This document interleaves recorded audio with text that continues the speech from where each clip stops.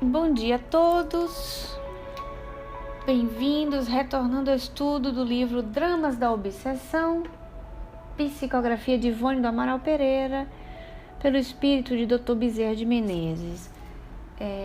Nós estamos ao vivo aqui no Pautalk, e pessoal do GE, beijo a todos, bom dia também.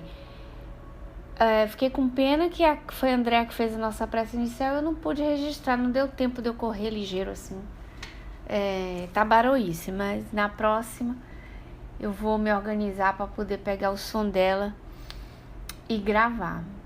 Então, assim, voltando ao nosso estudo da semana passada, e eu tinha dito, a dona Edna não tá aqui, que ela caiu, voltou, não conseguiu voltar ainda, caiu de novo, que eu teria que voltar sobre o assunto da influência do mês. Vocês lembram? Se vocês concluíram o estudo da semana passada, nós estávamos falando sobre a influência do meio. E a pergunta que tinha deixado em suspenso da influência do meio é o capítulo 21, tá, gente? Do livro dos médiuns. Eu tinha deixado em suspenso sobre a questão da presença dos espíritos inferiores, né? Os espíritos inferiores, e eu queria ressaltar que quando nós lemos aqui espíritos inferiores, não é diminuindo o irmão espírito, porque estaríamos diminuindo a nós mesmos. É uma questão de expressão e de classificação mesmo. Existe essa classificação. Porque às vezes a gente fica com muito receio, aquela coisa do politicamente correto, né? Não, tá muito encravado em nós isso. Eu não vou falar assim porque... Não, a expressão exata é essa mesmo. Espíritos inferiores, espíritos superiores, tá bom? Então, a pergunta é bem clara, é bem de classificação sobre a influência do meio. Os espíritos superiores podem estar em reuniões simples, reuniões também fúteis, aí depois pode estar presente os espíritos inferiores em reuniões sérias.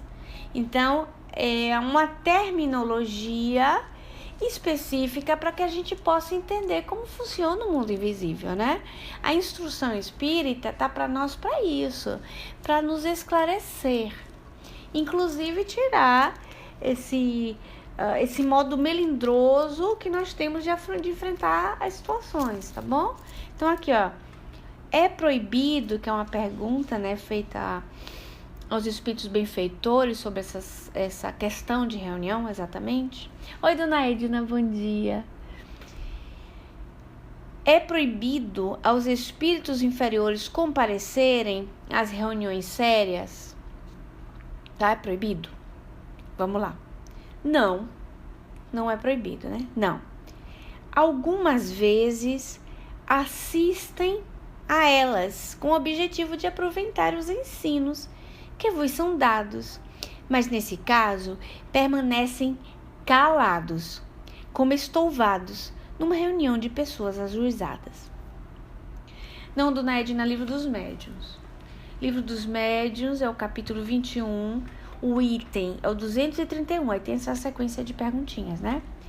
Então, essa pergunta é a perguntinha número 4, sobre os espíritos inferiores estarem conosco nas reuniões sérias.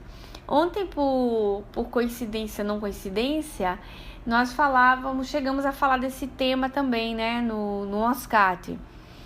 Se poderiam estar ali conosco, quantos poderiam estar, né? Vocês sabem que eu gosto de fazer aquela conta matemática para o pessoal sentir de impacto quanto o mundo do invisível pode estar presente conosco e pode estar interagindo conosco, né? Então, eu tinha concluído o estudo passado falando disso. Quantas pessoas poderiam estar com vocês também nas reuniões, cada um nas suas casas e contemporaneamente participando conosco aqui, né? Que número poderia ser? E eles poderiam estar presentes?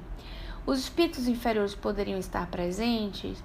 Porque aqui eu trouxe esse argumento para falar disso? Porque a dona Ivone está falando de reunião mediúnica. Ela vai falar dos trabalhos mediúnicos que eram executados no Centro Espírita de Lavras, né? Que é o fio do nosso raciocínio. tá? Então ela tá contando como era a reunião mediúnica, e aí Dr. Bezerra de Menezes também elogia, né? Os médiuns, os trabalhos que eram feitos, os socorros que eram dados, enfim. Então os espíritos inferiores podem estar sim presentes nas reuniões sérias, eles podem estar. Mas o que é que eles vão ter? Eles vão estar como estudantes, igual a nós, observando, aprendendo, mas vão estar calados. Olha que coisa, né? Como estouvados numa reunião de pessoas sérias. Ou seja, eles não vão ter direito à palavra. Em que sentido? Os espíritos inferiores, eles podem falar algumas vezes? Claro que podem, existem reuniões específicas para isso. Mas eles não vão interferir, criar problemas em uma reunião séria, porque eles vão ter um domínio magnético, é como se fosse uma educação mesmo, né? Eles vão poder falar, mas não vão falar quando querem, vamos dizer assim. Eles podem falar, mas não vão falar quando bem querem, não vão criar tumulto, tá certo? Então, tem os cuidados da espiritualidade para que não exista um tumulto disso aí, tá? Então, foi interessante falar da influência do meio e o porquê falarmos disso, já que nós falaríamos dessa influência do meio e do médium positivo, né? A semana passada ficou claro a questão do médium positivo, porque nós trouxemos a classificação também, né? Porque era Dona Ivone o médium positivo do trabalho mediúnico que o Dr. Bezerra iria trazer para nós. Nós vamos começar então agora o Dramas da Obsessão, depois nós vamos entrar na classificação. Ficou, André? Claro? Ficou, né? Porque eu vi a Isa perguntando e tal. Então tá certo. Porque aí depois nós vamos falar de classificação de obsessão, tá? Luciana, bem-vinda. E vamos aqui, vamos continuar. O capítulo.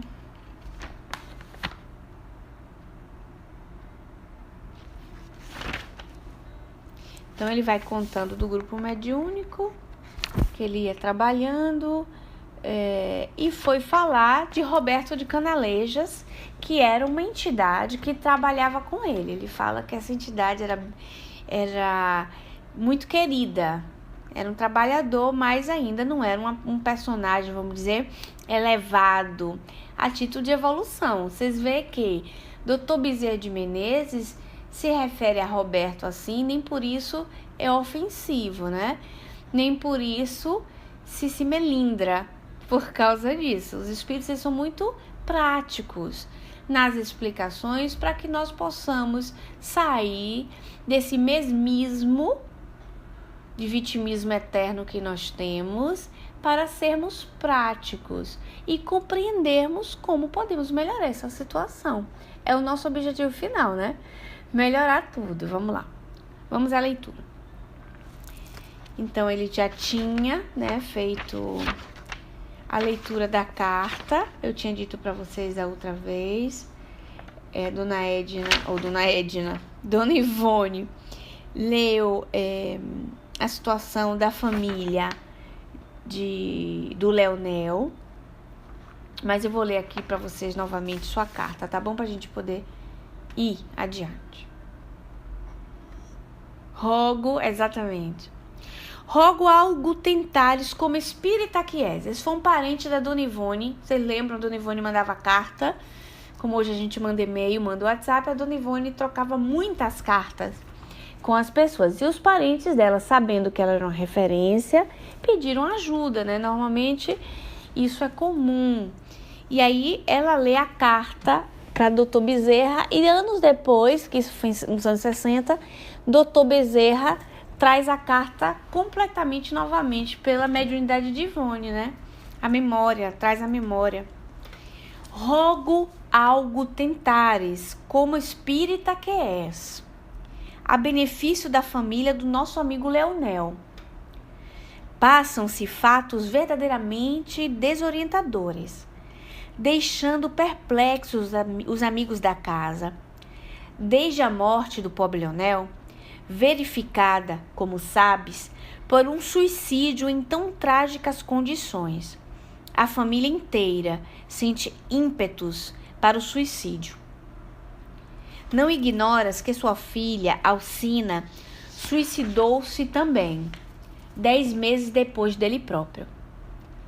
Agora é seu filho Orlando que deseja morrer, havendo já tentado algumas vezes o ato terrível. Vivem todos a chorar, desesperados, sem ânimo para a continuação da existência. Somente a viúva de Leonel consegue algo de estimulante para se impor à situação, que é a mais anormal possível. A miséria lhes bate à porta, pois nada possuem, e ninguém, senão ela, trabalha. Finalmente, peço-te que rogues a Deus por eles, já que cultivas a fé em teu coração. Porquanto a terra é impotente para deter a avalanche de desgraças que sobre essa pobre gente se arremessou. Então, André colocou ali pra gente. Que coisa essa situação. E vemos casos assim, de famílias inteiras envolvidas em algum estado mental problemático. E muitas vezes a família, muitas vezes não compreendemos. Pois é só a carta aqui, avaliarmos a situação da família, nós vamos observar o pai desencarna, suicida. 10 meses depois desencarna a menina, né, a filha. Aí depois o filho está tentando se suicidar também. A família inteira, porque ele tinha outros filhos, né? Vocês lembram? Chorando, desanimado. A única que pode manter a família, vamos dizer, para o mantenimento de comer, é a esposa. Porque a esposa é a única que trabalha. Eu acho muito interessante essa coisa da palavra trabalho. Eu tenho refletido muito na vida sobre a questão da lei do trabalho, sabe, gente? E tenho percebido que não é só uma questão de sobrevivência material, tá? É fundamental, porque nesse mundo nós precisamos da sobrevivência material. Nós precisamos do trabalho nesse mundo. E eu uso uma expressão dada pelo próprio Espírito de Verdade, Allan Kardec. Quando fala nesse mundo, a sobrevivência material, a matéria é necessária. Então, olha, nós precisamos dela, né? E sobre essa questão da lei do trabalho, é fundamental, porque, vamos dizer assim, avaliando as leis no Livro dos Espíritos, as leis de Deus, a primeira sendo a lei de adoração, que é fundamental, e nós vemos no capítulo 27 do Evangelho, quando vai falar de prece. A prece, como é que funciona a prece? Os Espíritos nos dizem como, né? É o primeiro ato que nós deveríamos fazer ao acordar, ou seja, a voltar à vida de relação. A vida do cotidiano, abrir o olho, tal, aquele primeiro impacto, adorar a Deus. Olha que interessante, né? Adorarmos a Deus é a primeira lei. E sempre achei extremamente curioso, porque é curioso, e perfeitamente racional, a lei do trabalho vir depois, logo depois. Porque primeiro se adora a Deus, segundo trabalha. E eu tenho percebido que em várias problemáticas de obsessão, muitas, essas duas primeiras leis, ela não segue uma sequência na vida das pessoas. Com o estudo da lei do trabalho, tá, pessoal? Não só trabalho, eu saio e vou trabalhar para comer, não é só isso. Lei do trabalho é toda ocupação útil, tá? Então, eu tenho percebido que quando essas leis, ela não respeitam uma sequência, não tem como ir adiante nas outras leis. Você sabe o que é que eu tenho pensado, sabe, Andréa? Eu tenho pensado muito como comparação, fases de videogame, até porque eu lido com menino, né, então, com criança, com rapazinhos. Se não passarmos algumas fases do videogame, não podemos chegar na fase adiante. Inclusive, assim, um joguinho que eu brinco com a família chama Jogo do Milionário, que são perguntas, né? Então a gente gosta muito. Brincamos em família, vou confessar, a gente brinca muito, todo mundo brinca. Então a pergunta de 100 euros, pergunta de 200 euros, até chegar na pergunta de 1 milhão. Isso movimenta muito a consciência da gente, porque é pergunta de conhecimento geral, então todo mundo se ajuda, né? É muito gostoso com brincadeira. Então a gente, assim, você tem que chegar na outra fase. Então tenho percebido que não cumprimento dessa sequência dessas leis, já começando das 2 primeiras, causa uma problemática muito grande. E quando nós estudamos os casos que chegam em tratamento pra gente, ou inclusive no nosso próprio núcleo familiar, nós percebemos uma grande falha de raciocínio dessa sequência, que é a lei de adoração seguida da lei do trabalho. Mas nós falaremos disso daqui a pouco no próximo áudio. Voltando no nosso segundo áudio, nossa segunda parte do estudo do livro Dramas da Obsessão. A Andrea colocou ali pra gente. É quando adoramos a Deus, a gente sente boa vontade e força pra agir. E aí é como se fosse uma grande... Sabe, ideia? Essa coisa do adorar a Deus, vamos falar assim, neuropsiquicamente. A adoração a Deus, em primeiro lugar, vai fazer uma renovação energética em nós, não, neuropsiquicamente mesmo. Porque na adoração de Deus, a neuroquímica, eu queria dizer isso, a neuroquímica. Na adoração a Deus, na renovada dessas energias, a nossa neuroquímica trabalha melhor. Então, olha, tome a neuroadrenalina, neuro o quê? Vamos lá, Andrea, sequência. Gente, fugiu. Todos os neurotransmissores vão entrar em função, porque na biologia, serotonina, endorfina, na biologia, oxitocina, ocitocina, vai funcionar muito melhor na biologia. Então é como se você tivesse tomado aquele choquinho elétrico, noradrenalina, exato, aquele choque, você, né? Pegou o corpo, tá pegando o corpo, né? Voltando do desdobramento, da emancipação da alma, terminologia espírita. Toma aquele choque, pega o corpo, bota a primeira e aí adora. No adorar, dá uma renovada de energia, pega o gás para poder enfrentar a vida e trabalhar. A sequência do trabalho, graças a Deus. Aí depois do trabalhar, tá bom, aí tem a sequência reprodução, né? Lei do trabalho, depois a lei de reprodução, lei de sociedade, lei de conservação, lei de sociedade. Então tem uma sequência. Por exemplo, não tem como pular já para a reprodução sem adorar e sem trabalhar, dá confusão. Aí eu tenho percebido que nos mecanismos de obsessão, existe fundamentalmente o desacordo dessas sequências da lei de Deus. Existe uma problemática logo nessa primeira, da adoração, lei do trabalho. Tenho observado isso, gente, em 100% dos casos. 99%, né, dos casos, tenho observado essa problemática. A dona Edna colocou, muito interessante observar, não somente adorar, também agir. Porque assim, se você fica na adoração e você não trabalha, cria problemáticas, aí você já tá fugindo da sequência, né? Lembra do joguinho? Que a gente tem que ter uma sequência para poder seguir? É necessário, né? Esse seguir, por exemplo, lembra lá nas leis quando a gente fala da questão de se fechar para adorar? Não tem essas perguntas no Livro dos Espíritos?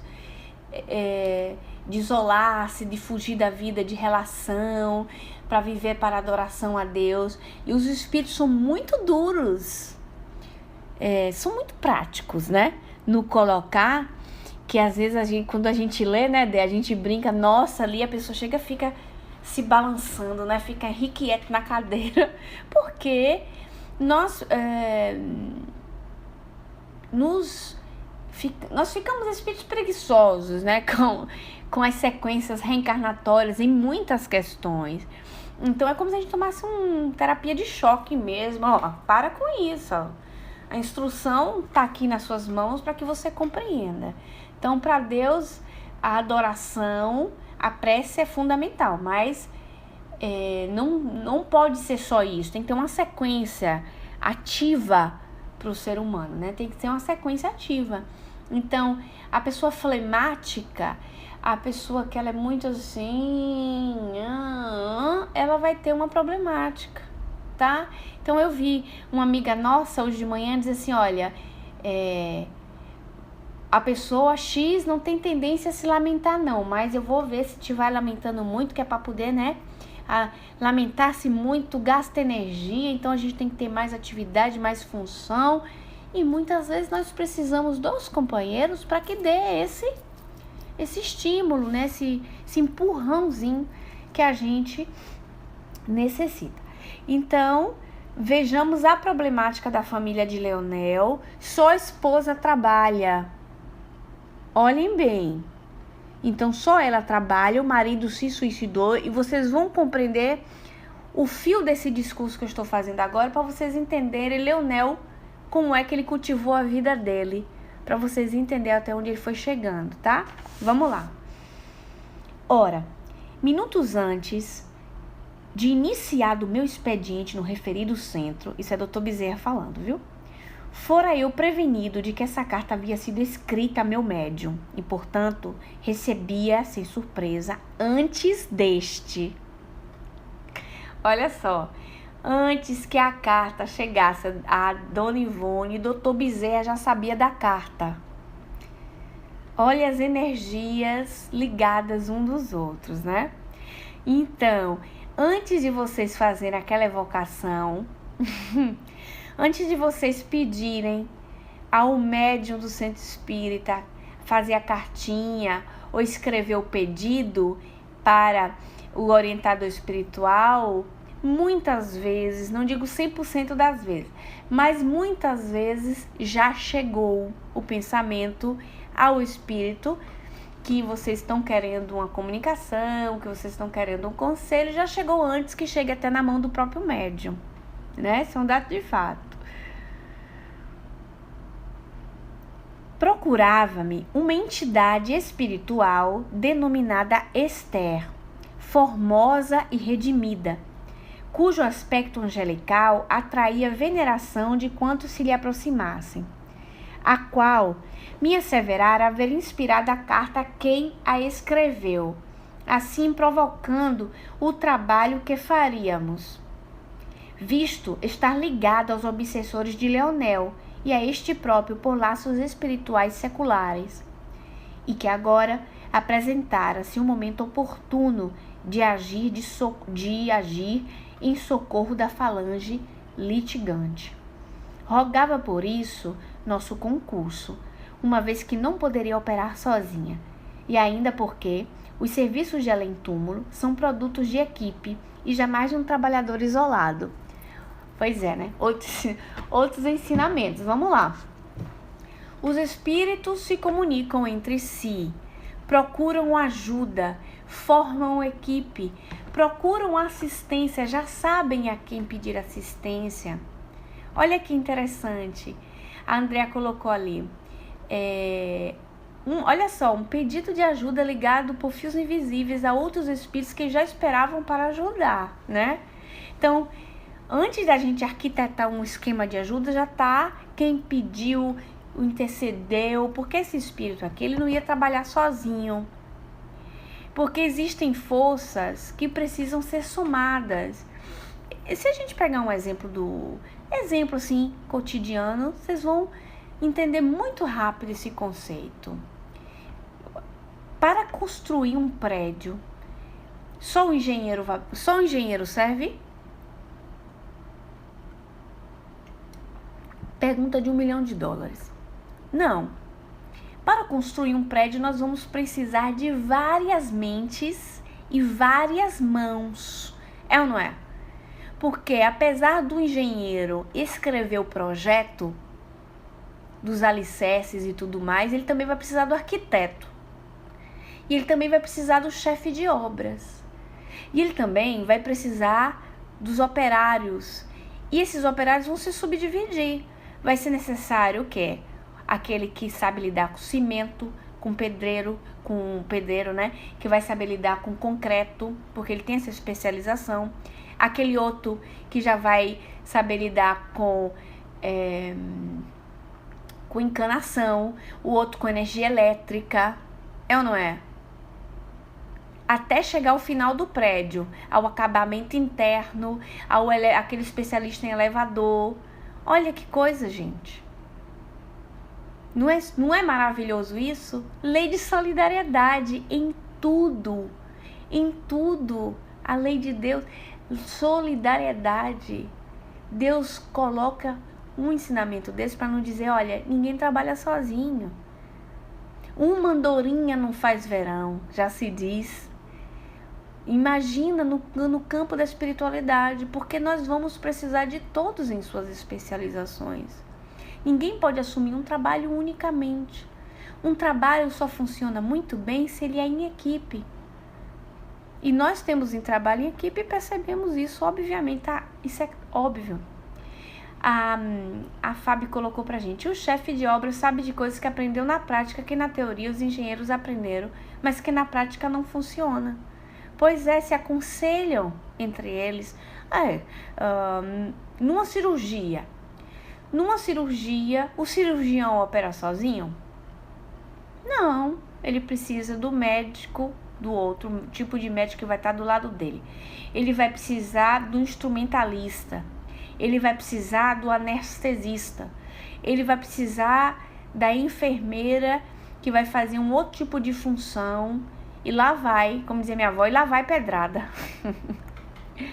E lá vai pedrada, porque em tudo, todo mundo precisa de todo mundo. É incrível, mas é assim. E aí, olha aqui o ensinamento. Rogava o nosso concurso, uma vez que não poderia operar sozinha, e ainda porque os serviços de além-túmulo são produtos de equipe, jamais de um trabalhador isolado. Porque aí desmistifica o herói. Dr. Bezerra tem um trabalho muito grande, não é verdade? É ele que está psicografando esse livro. O Dona Ivone está psicografando um livro que ele está construindo o pensamento. Mas vocês vão perceber quantas almas estão interligadas para que esse livro chegue nas nossas mãos. E se nós formos pensar, quem corrigiu o português do livro e o operário que colocou lá para poder o livro ser editado, e o maquinário para imprimir, e o que encapou, e o que encaixou, e o que levou pro centro espírita, e levou para a livraria e colocou lá. Vocês estão entendendo? Que maravilha que é! Se nós tivermos a pretensão ainda, depois disso, de ficarmos vaidosos, é brincadeira, né? Nós somos formigas, é verdade. Só que somos uma formiga que temos um certo valor, tá bom? Então, assim, os espíritos dizem isso no Evangelho, nas mensagens pessoais eles também dizem. Bom dia, Elcio. Bem-vindo. Já disseram assim uma vez assim pra mim. Ô, filha, carinhoso, né? Você é uma formiguinha, mas é uma formiga de Deus. Bonito isso, né? Você é uma formiguinha, mas é uma formiga de Deus. Ou seja, a gente é pequenininho no nosso modo de agir, mas nós somos formigas de Deus. Nós estamos trabalhando para Deus, né? Nós estamos trabalhando em pró do serviço comum. E nós fazemos parte de um todo, sim, Elcio, mantendo a nossa individualidade, né? Bom dia, Elcio, bom dia, Tereza, bem-vindos. E vocês vão entender até o porquê, porque aqui fica muito teórico, né? Fica muito teórico. falar assim o que o Espírito foi lá pedir. Vocês vão ver agora na prática o porquê que nos trabalhos espirituais não se trabalha sozinho. Esse é o gostoso da história. Esse é a maravilha de tudo. Oi, Tê, buongiorno. Benvenuta. Vamos lá. Ambos os apelos, o de Esther e o da carta, eram impressionantes. Impossível seria não atendê-los. Tentado algo a benefício dos sofredores. Os serviços ficaram assim sob meu critério, ok? Dadas as minhas atividades naquele núcleo espírita, muito embora fraterno concurso alheio me coadjuvasse. Submeti o aparelho mediúnico à letargia branda do transe, mantendo-a a mim ligado pela troca de vibrações necessárias à comunicação que se processava. Arregimentei os assistentes espirituais auxiliares de plantão no centro daquela noite e partimos para o endereço apontado, inspeção indispensável. Impossível, porém, nos fora ali penetrar pelos meios comuns.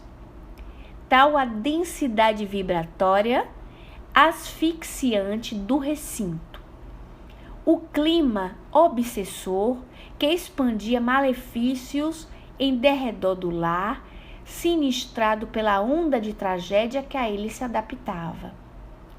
Eu levara, no entanto, em nossa comitiva, um indígena brasileiro da raça tamoio, espírito hábil, honesto e obediente, que voluntariamente se associara à nossa falange, desejando servir ao bem, e mais o nosso assistente Roberto, a quem eu muito amava e quem confiava plenamente. Ambos ali penetraram sacrificando a própria harmonia vibratória, a fim de se inteirarem minuciosamente do que realmente se passava. Voltando na nossa terceira parte, nosso terceiro áudio. Vocês perceberam, né?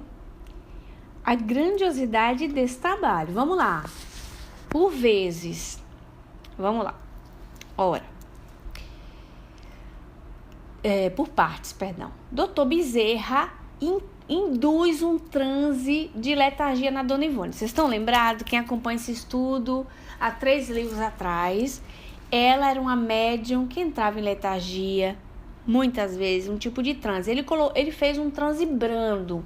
Significa que ele deixou certa vitalidade no corpo. Não tirou muita vitalidade do corpo, tá? E a manteve com ele em simbiose energética, ou seja, é como se ele tivesse feito uma capa energética que abraçou-a. Então, sustentou-a energeticamente. Lá vão eles dois. Levou também outros espíritos que trabalham na assistência da casa espírita. Existem operários, né? Existe o mestre de obras, existe o engenheiro, existe o operário, existe o encanador, o eletricista, enfim, existe espíritos trabalhadores de vários graus sob a régia de Dr. Bezerra, tá bom? Aí eles vão. Com ele estava o espírito Peri. Vocês vão ouvir falar dele melhor. Tava o espírito Peri e tava o Roberto. Olha quanta gente. Vocês perceberam que tô falando de muita gente, de número? Muitas personalidades estavam de várias, vamos dizer, classes espirituais diferentes. Vocês lembram que no início do estudo eu falei de espírito inferior, espírito superior? Vocês percebem que não é despreciativo, não é desmerecendo? Olha só, quanto é importante a gente compreender isso, doutrinariamente falando, tá? Porque agora vocês vão poder compreender essa classificação que o Dr. Bezerra está fazendo, sem desmerecê-los, tá? Cada um em sua função, né, dona Edna? Então, tô bebendo meu chazinho aqui, viu, gente? Quentinho. Vocês estão vendo essa pausa minha, Gucci? É isso. para molhar a gargantinha. Então, lá vai um grupo, né? Entra na casa, tenta entrar na casa do Leonel. Conseguem entrar na casa? Não conseguiram entrar na casa. Por quê? Porque a energia, a densidade vibratória era asfixiante e evitou-se de entrar na casa. Vocês sabem como é que vocês conseguem imaginar essa densidade asfixiante? Vocês imaginam que vocês vão entrar num ambiente agora de uma sauna? Vocês imaginam uma sauna agora? Vocês já entraram numa sauna? Com aquele vapor muito pesado. Mas o cheiro não é só água. É um cheiro assim misturado com picante, com ardor, uma coisa que arde, que pica, que coça, que dói. Vocês imaginaram? Imagina vocês tentarem entrar nesse ambiente. Muito pesado, né? Desagradável. Isso é densidade energética. Sim. E como? Vocês vão entender mais pra frente o porquê. Aí, Dr. Bezerra evita de entrar com a equipe dele porque eles não têm respaldo energético para suportar um impacto desse. Não tem respaldo energético para suportar. E Kefá se retira para o centro espírita. E quem vai entrar? O querido, adorável espírito indígena. Vocês lembram de Peri? Vocês lembram do espírito Tamoio? Ele só vai falar superficialmente. É por isso que é gostoso, viu, Andréa? A sequência de certos livros, que é pra gente poder conhecer os personagens. O Elcio, eu adoro o eucalipto, viu? Eu entrar numa sauna de eucalipto seria uma maravilha. Você lembra do índio? Vocês lembram? Que era amigo da Dona Ivone? Era amigo da Dona Ivone, que Dona Ivone... Vamos aqui, fofoca espírita. Momentos de fofoca espírita. Notícias do além, vamos lá. A Fabrícia adora esses causos. Vocês lembram daquela cena que a Dona Ivone saiu do corpo porque ela quis, em estado letárgico, sem amparo, ou seja, sem um guia espiritual exatamente, e saiu volitando no ar, dançando, entusiasmada, e lá vai ela dançando, que ela sentiu a liberdade, né? Que normalmente ela saía do corpo sempre guiada pelos espíritos para trabalhar, né? Saía para trabalhar. Dessa vez ela tinha saído livre, sem ninguém controlando ela. Vocês conseguem imaginar que legal? Aí ela saiu, aí ela se olhou no espelho, diz ela, né? Não se olhou no espelho, gente, mito. Ela olhou pro corpo, ficou com pena daquele corpo. Falou, nossa, é nisso que eu moro? Aí olhou pro perispírito, viu o perispírito lindo. Viu assim, elástico, bonito, assim com a cor tipo perlado. Aí ela ficou muito contente. Lá vai ela, voando pela janela fora. Ela vai dando a Ivone dançando. Entregue ao ar da natureza e o sereno da noite maravilhosa do céu. Conversa, Dona Ivone saiu dançando, foi parar num lugar que ela não sabia onde era. Não sabia onde era. Um lugar meio sinistro, porque ela estava distraída, estava sem foco, pensando nela mesma, em se deliciar da energia espiritual, e deu aquele medinho. Fui baiana agora, não foi? Senti no meu sotaque agora. Deixa eu tentar falar igual a Andréa. Deu um medinho. Não consigo. Deu aquele medinho. E aí quem aparece para salvar a Dona Ivone e Peri? Aparece o índio, que ela via direto do lado dela e ela ficava botando banca com o índio e tal. Índio se aparecendo todo vestido de índio pra mim. Aquele preconceitozinho íntimo, europeu, né? Ver um pretinho velho, um índiozinho, falar, nossa, deve ser espírito inferior. Hein, André, você já viu esse tipo de conversa? Ah, não. Eu quero é que apareça do meu lado um espírito vestido de senador romano. Eu quero que apareça vestido como é gente de freira, porque esses que são os bons. Pois é, não sabe que para construir um castelo precisa de 1001 operários, né não? Quem foi que apareceu para salvar Dona Ivone? Foi Dr. Bezerra de Menezes? Não, foi não. Foi o espírito médico? Não. Foi o índio Peri. Peri apareceu de supetão, garrou ela.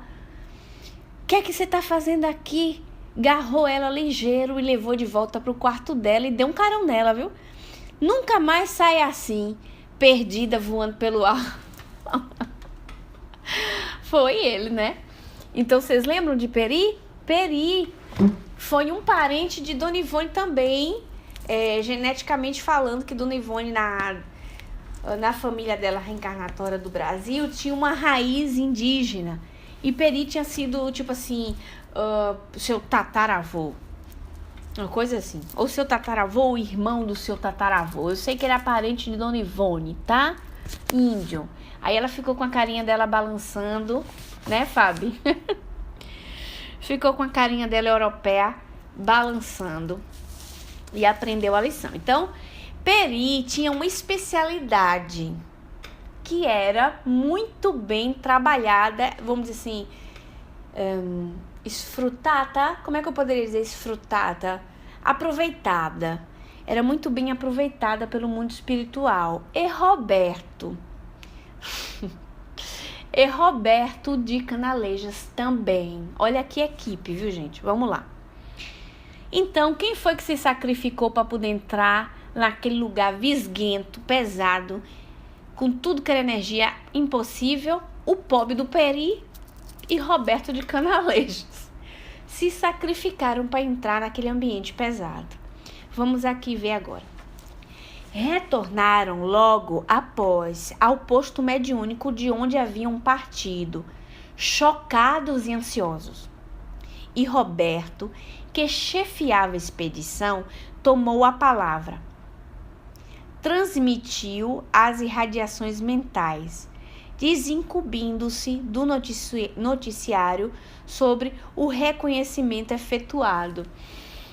Aí não tem como eu não parar para explicar certas coisas, né? Por isso que meus estudos são macentos, demora muito, eu sei. Mas vocês são espíritos já evoluídos, de um certo grau, vocês são indulgentes comigo, né? Vocês percebem? Dr. Bezerra fez assim, ó. Tomou a palavra, abriu parênteses e fez, transmitiu as irradiações mentais, fechou parênteses. Dr. Bezerra era muito pontual junto com Dona Ivone doutrinariamente. Os livros de Dona Ivone não são livros qualquer, como muitos outros livros, que esses pontos doutrinários temos nós que fazer. Tá, o Espírito falou isso, a explicação doutrinária é essa, para tentar fazer, né? Não, os livros são muito assim, parados. Então ele fala, por que ele fala isso? Porque os espíritos não precisam se comunicar falando como eu estou falando agora. A palavra, ela vem depois do pensamento. Eu penso e visto o meu pensamento com a palavra, tá? Então não é que eu falo e penso, não. Eu penso primeiro, milésimo de segundo, e visto com a palavra. Então, quando ele fala tomou a palavra, ele quis dar uma figura de linguagem para que nós humanos, carnalmente, precisando entender, possamos compreender, tá? Então, ele tomou a frente, ele falou. Não quer dizer que o espírito não fale, viu, gente? Não quer dizer que ele não fale.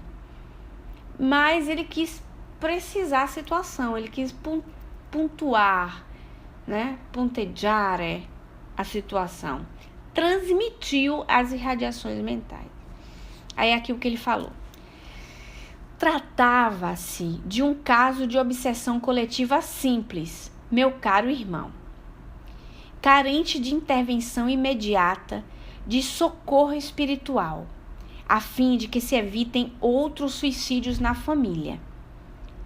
São, quase todos, os membros dessa numerosa família, constituída do velho casal e 10 filhos menores, portadores de faculdades mediúnicas ignoradas. Não cultivam o estudo edificante para o saneamento mental, nem a meditação sobre assuntos elevados do espírito e tampouco a prece, tornando-se, por isso mesmo, campo raso para os assédios das trevas, pois que também não alimentam sentimentos religiosos de qualquer espécie, apenas afetando um interesse convencional pela crença católica romana. E aí, eu volto com vocês, né? Primeiro tem uma situação aqui, que eu vou falar mais adiante, que é a sua classificação da obsessão, mas eu vou deixar para semana que vem, que é para eu concluir a fala de Roberto, tá?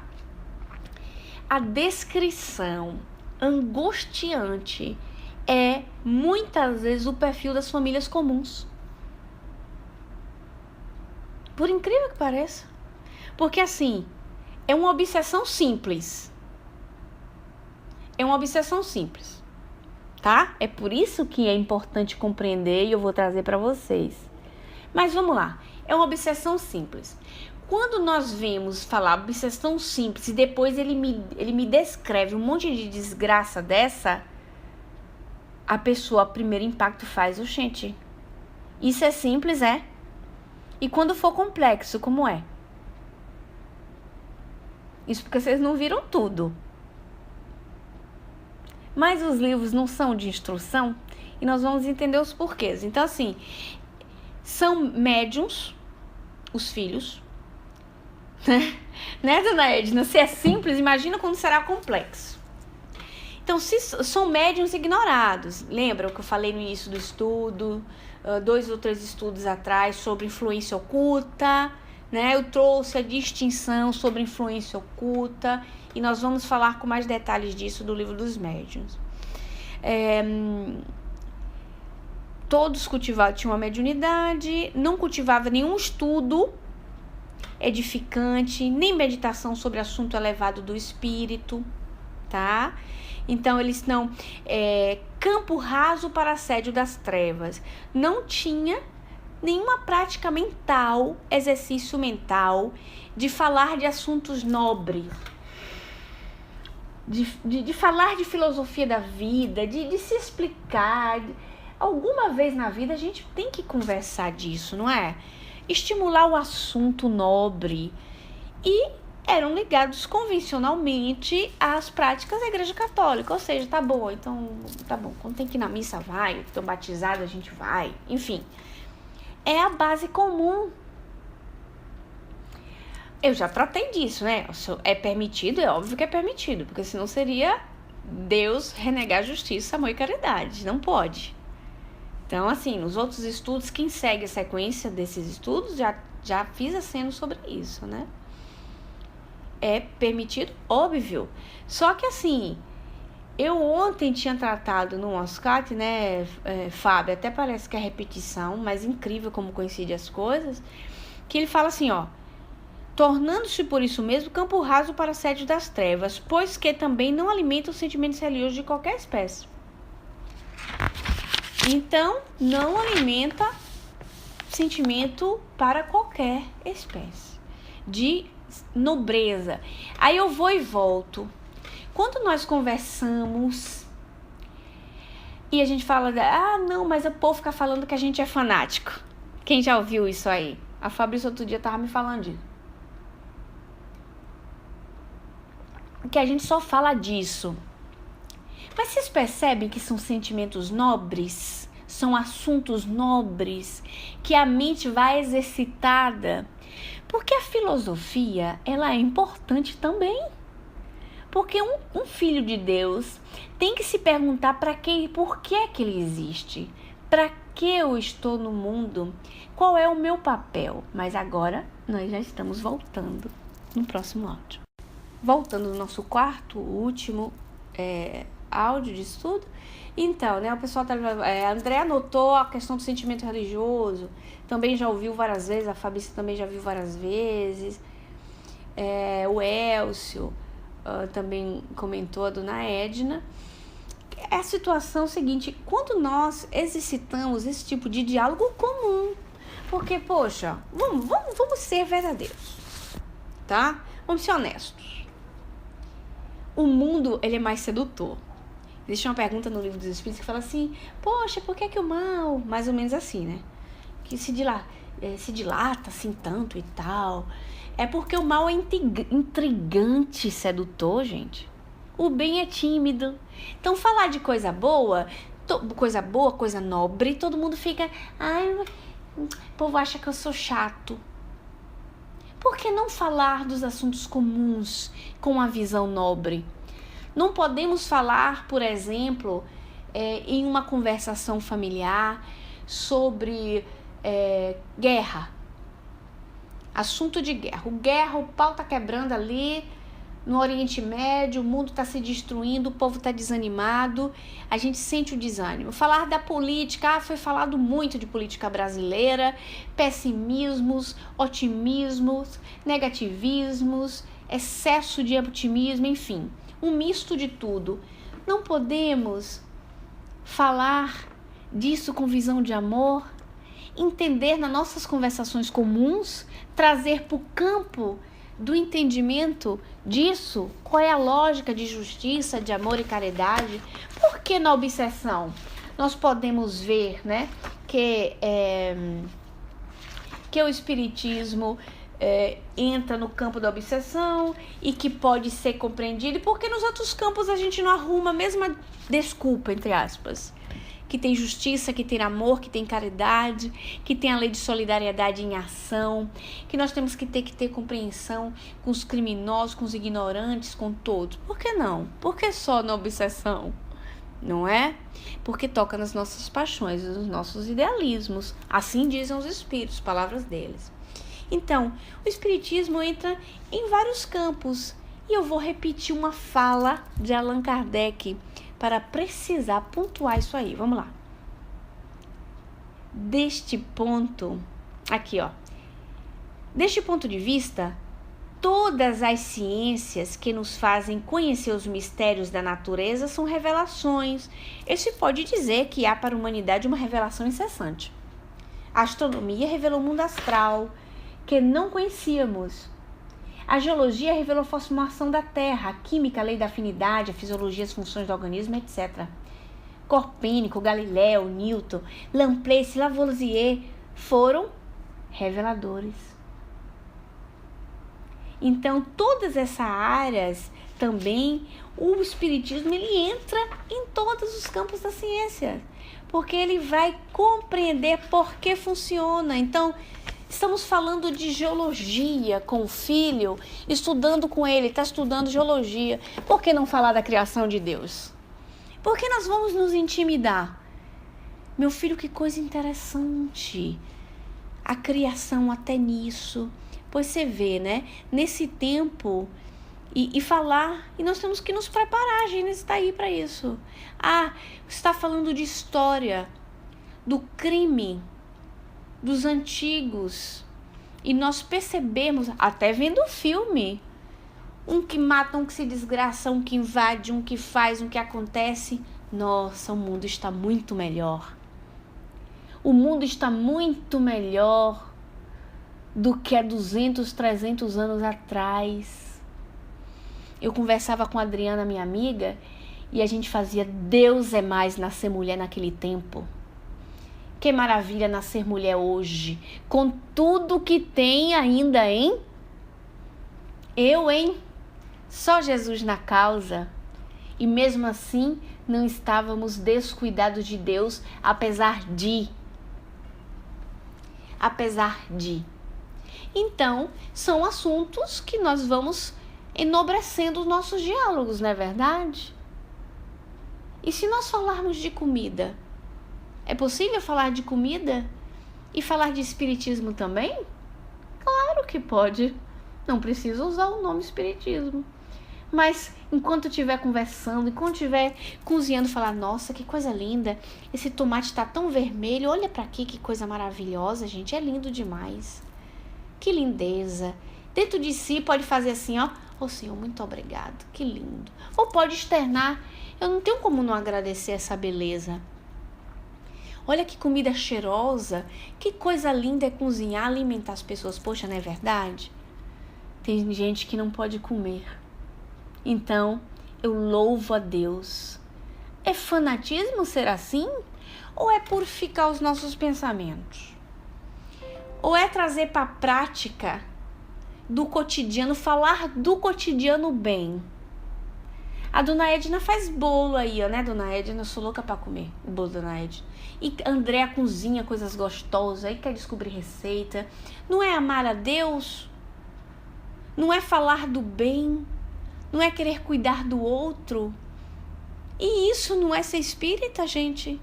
Isso não é falar de espiritismo? Claro que é. Só que as pessoas entendem falar de espiritismo, falar de obsessão do espírito que está influenciando alto lá. O espiritismo entra em todas as ciências, todas. Só que nós não temos nem humildade de admitir que até naquilo que a gente estuda, nas universidades, o homem nada no orgulho.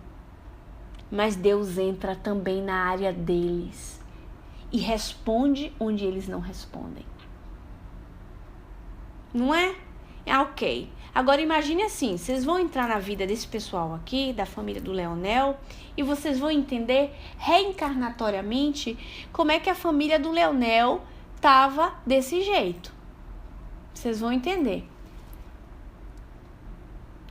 Reencarnatoriamente. Vocês já estão entendendo encarnatoriamente. Vocês não estão entendendo qual é o comportamento deles atual? Ok, vocês vão entender reencarnatoriamente. Seria obrigatório que mesmo com o passado terrível reencarnatório, o pessoal era obrigatório ter esse comportamento aqui? Não. Porque poderiam, desde a erraticidade, ter bons propósitos e transformar aquela expiação em uma prova útil. Como não? Claro. Está no Evangelho, né? Seria possível? Não é dito que mesmo que a pessoa tenha um passado reencarnatório horripilante, que ela tenha que reencarnar terrivelmente do mesmo jeito, não. Porque ela já fez um percurso, um caminho de reeducação, né? Vamos lá, continuando, Roberto explicando. Dizes, pois, meu caro Roberto, né? Fala doutor Bezerra. Intervim procurando inteirar-me dos detalhes, a fim de melhor estabelecer o programa de operações beneficentes. Ter havido, com efeito, mais de um suicídio no seio dessa pobre família. Então, lembramos, Leonel se suicidou, 10 meses depois se suicidou a filha mais velha e o rapaz estava querendo se suicidar. Eram 10 filhos mais pai e mãe, uma família de 12 componentes, tá bom? Sim, inteirei-me de que o chefe da mesma família de nome Leonel pôs termo à existência terrena, desfechando um tiro de revólver no ouvido direito, e que sua filha primogênita, jovem de 20 primaveras, lhe imitou o gesto, alguns meses depois, servindo-se, porém, de um tóxico violento. Inteirei-me ainda de que o outro filho seu, de 15 anos de idade, tentou igualmente o sinistro ato, salvando-se, no entanto, graças à ação prestimosa dos amigos agilíssimos que evitaram fosse ele colhido por um trem de ferro, pois o translocado lançou-se aos trilhos, enfrentando o comboio que se aproximava. E como te inteiraste de que se trata de ação de obsessão simples, sobre médiuns que ignoram estar sob influências maleficentes? Que sugestão extraterrena, visto que vivem alheios aos fenômenos e às observações espíritas? Vimos ambos os suicidas ainda retidos no próprio teatro dos acontecimentos. Leonel vagando desolado e sofredor, a bradar por socorros médicos, traindo nas próprias repercussões vibratórias o gênero da morte escolhida sob pressões invisíveis. E Alcina, a filha, com o perispírito ainda em colapso, desmaiada sob o choque violento do ato praticado. Distinguimos também os obsessores. Nossa, olha só. Vamos por partes novamente, né? É uma descrição muito dolorosa. Descreve-se o sofrimento de Leonel e Alcina, a sua filha, tá? Mas o Dr. Bezerra faz uma pergunta proposital. É uma pergunta proposital. Porque é uma história real tratada em diálogos romanceados, né? Para que a gente aprenda, a gente aqui, ó. Oh, hello, pobres mortais. Pobres mortais, aprendam. Por que então obsessão simples? E que tipo de obsessão simples é essa? De novo, né? Isso tá cutucando-nos para aprendermos. Como pode ser simples uma coisa assim demasiadamente complexa, tá? Então vamos lá.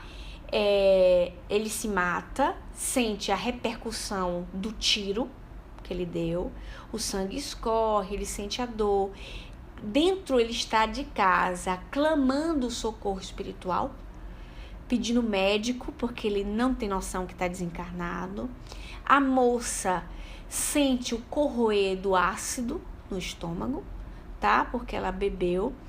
E o menino de 15 anos, ou seja, adolescente, nesse clima, nessa energia terrível, se joga no trem, na frente de um trem, né? Nos trilhos, na verdade. E os amigos espirituais conseguem salvá-lo. Não entra ainda nos detalhes, mas consegue salvá-lo. Ou seja, existem equipes espirituais, Existem equipes espirituais que fazem esse trabalho de evitar um suicídio. Fazem um trabalho imenso, independente das conexões dos espíritos, independente dos karmas, independente de tudo isso. Porque o suicídio não é premeditado, não tem uma programação reencarnatória para suicídio. É muito claro. Na pergunta sobre o assassinato, se pergunta se um assassinato, vamos dizer, é predestinado. Não, o mal nunca é predestinado, porque Deus não criou o mal, tá certo? Eles poderiam passar por uma prova que seria essa da obsessão e ser tentados a se suicidar, mas a condição da vida ter levados e a conscientização do bem, do amor, da vida, poderiam ter levá-los a lutar dentro deles contra essa tendência. Então eles poderiam ter como prova essa tendência, um ambiente favorável, mas lutar contra isso, tá? O Elcio diz pra gente, ambas demonstrando que não podemos fugir da lei de causa e efeito, ou de ação e reação, lei que burila nossas almas em torno do amor. Existe uma diferenciação de causa e efeito e ação e reação. Viu, Elcio? Eu leio Gomes, viu, Elcio? Ou faz parte de, mas não é a mesma coisa, tá? Porque quando você bota ou, é como se fosse igual. Então faz parte de, mas não é a mesma coisa. A dona Edna disse ali pra gente, ele nos criou para sermos felizes, obviamente, Deus, isso, tá certo? Então, nós precisamos da nossa transformação íntima. Nós necessitamos dessa transformação íntima. Então, o mal, ele não é predestinado, absolutamente. Nós não estamos sujeitos à casualidade do mal. Nós vamos enfrentar as diversidades de onde tem o mal, sim. Isso será uma prova, tá? Mas não temos predestinação para o mal. Então eu não tenho predestinação para ser assassina. Eu não tenho predestinação para ser suicida. Eu não tenho predestinação para cometer nenhum crime. As minhas programações reencarnatórias serão sempre para o meu bem e para o bem do meu coletivo, a minha atuação do coletivo, para quem estiver ao meu redor. Agora, o sucesso, né, dessa programação, ok, aí depende de mim. E isso vão existir vários empecilhos, várias pedras no caminho, igual o jogo, né? Nós vamos ter várias situações que vão levar-nos ao desvio. Aí as nossas paixões falarão mais alto.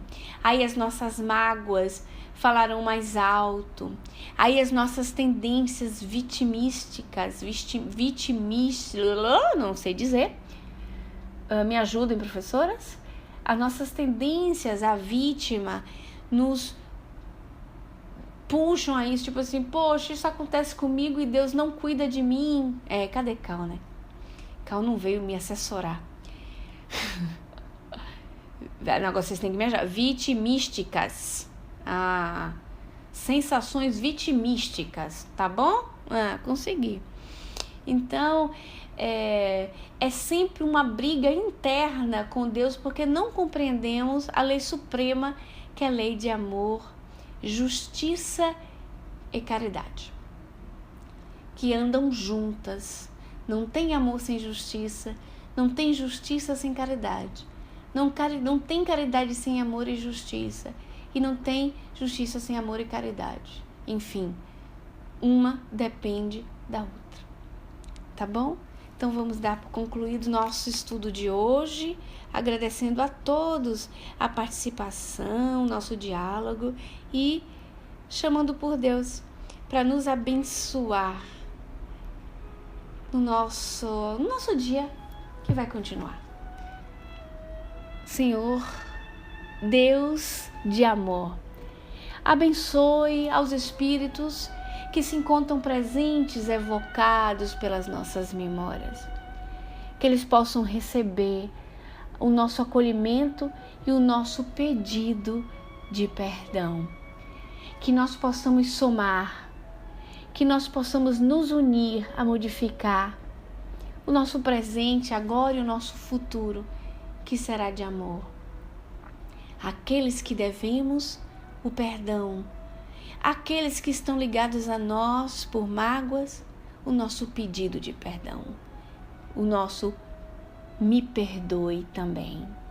Porque muitas vezes nós nos encontramos, Senhor, vinculados com o passado por um perdão que nós não fomos capazes de dar. Que o nosso coração seja envolvido em toda a Tua misericórdia, que nós possamos compreender o Teu amor, hoje e sempre, graças a Deus.